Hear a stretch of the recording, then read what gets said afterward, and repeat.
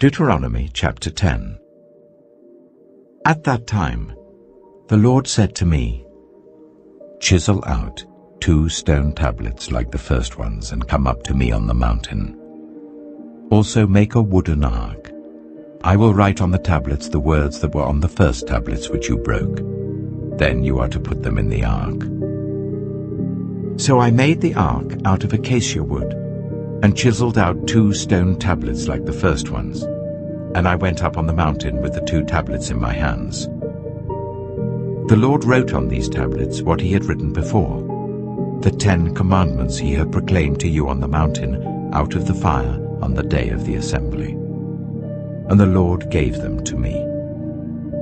Then I came back down the mountain and put the tablets in the ark I had made, as the Lord commanded me, and they are there now.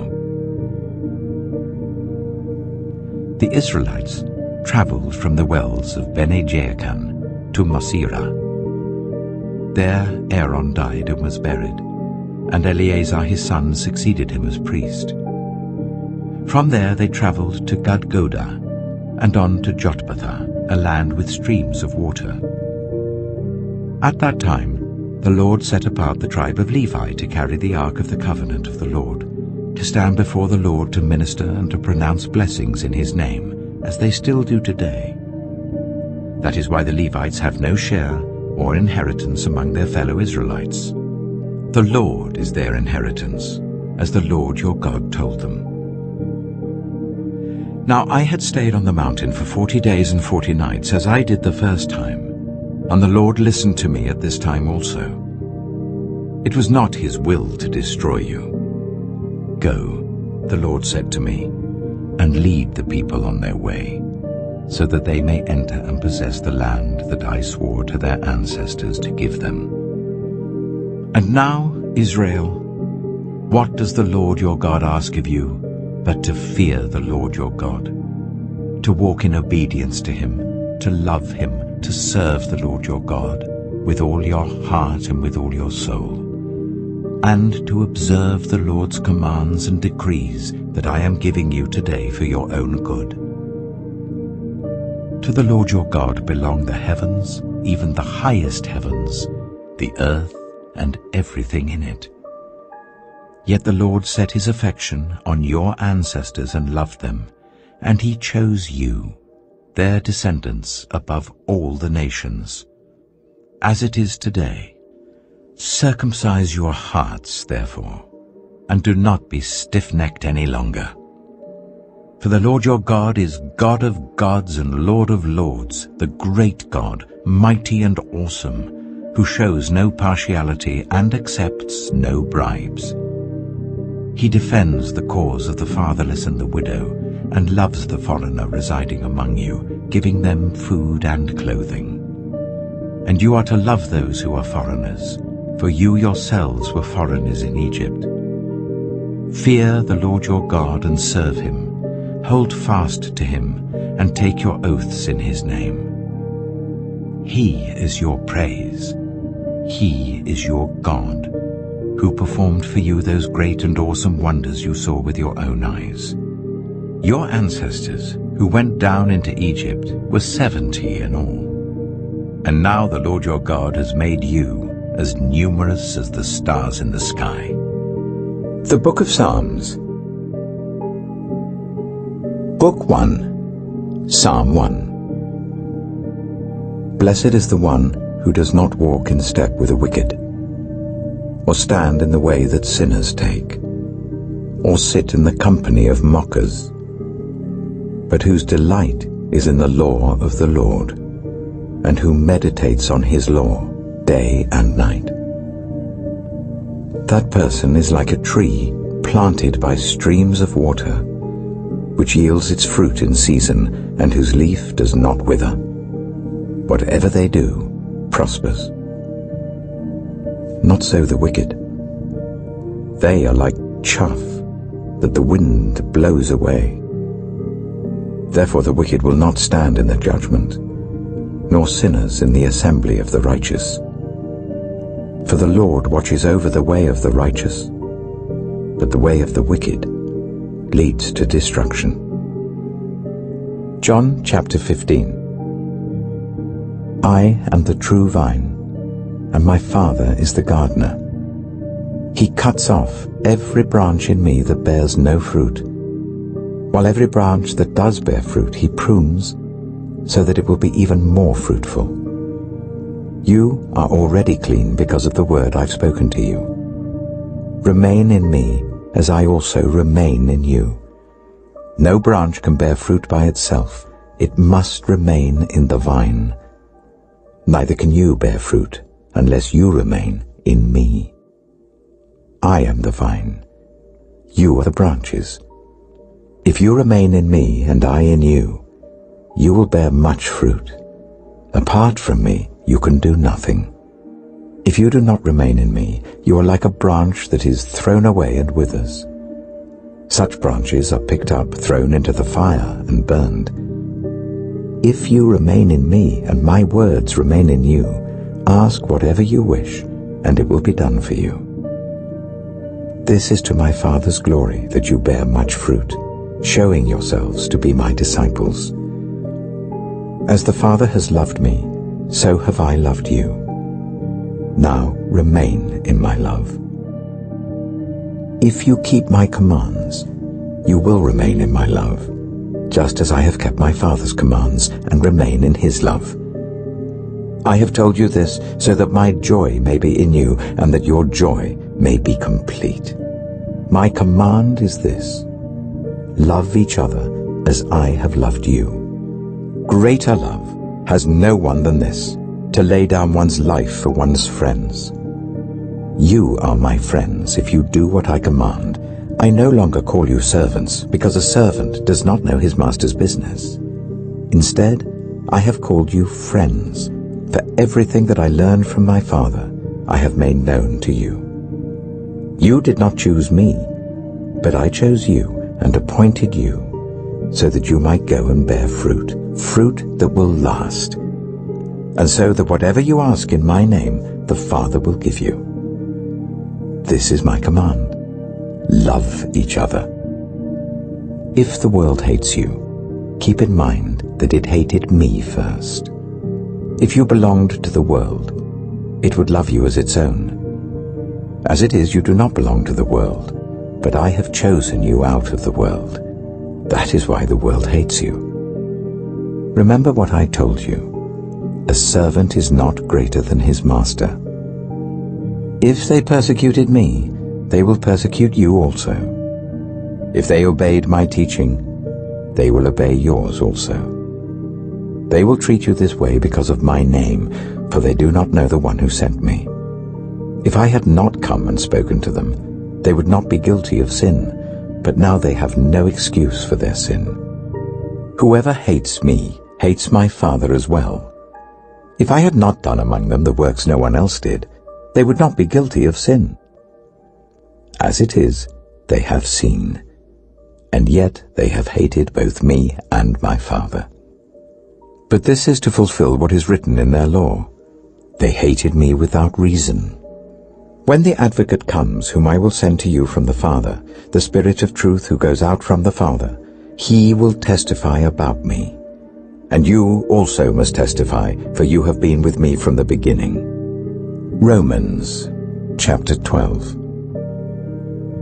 Therefore, I urge you, brothers and sisters, in view of God's mercy, to offer your bodies as a living sacrifice, holy and pleasing to God. This is your true and proper worship. Do not conform to the pattern of this world, but be transformed by the renewing of your mind. Then you will be able to test and approve what God's will is, his good, pleasing, and perfect will. For by the grace given me, I say to every one of you, do not think of yourself more highly than you ought, but rather think of yourself with sober judgment, in accordance with the faith God has distributed to each of you.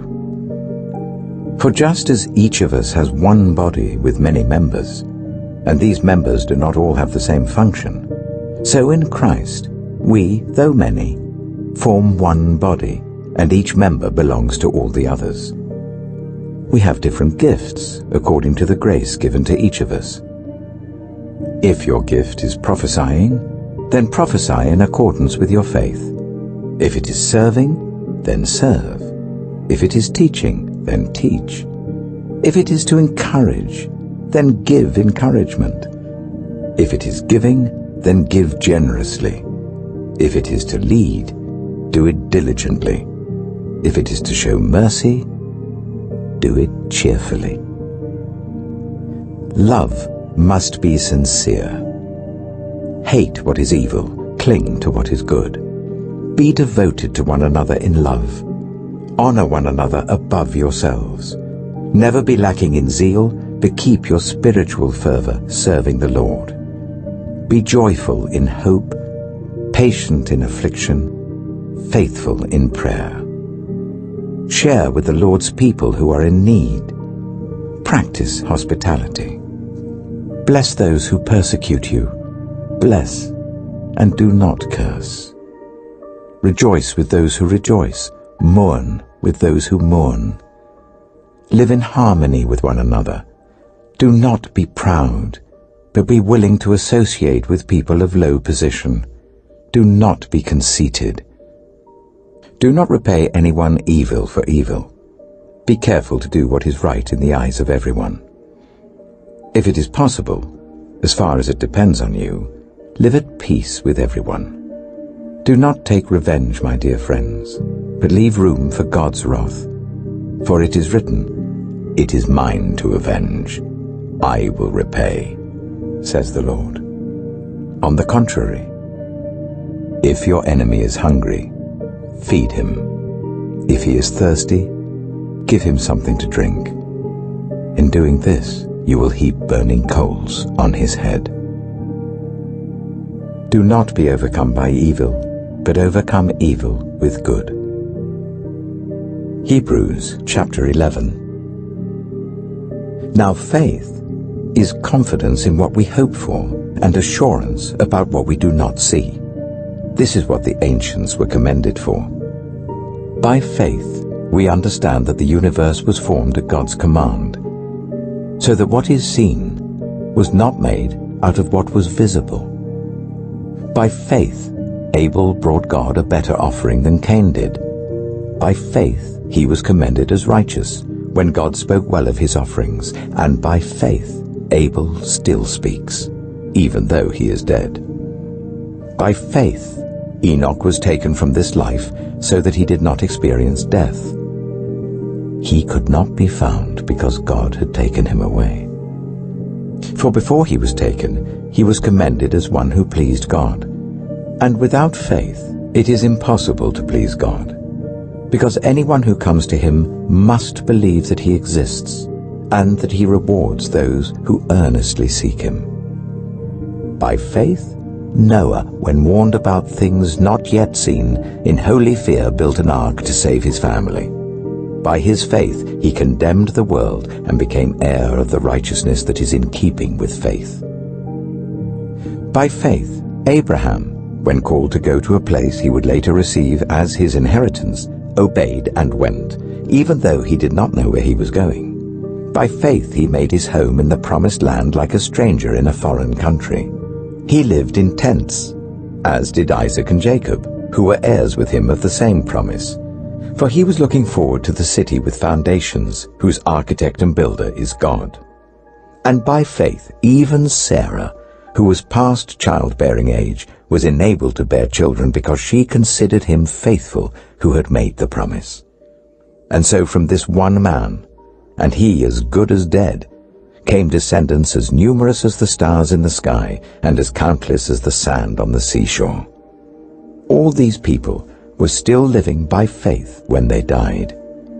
They did not receive the things promised.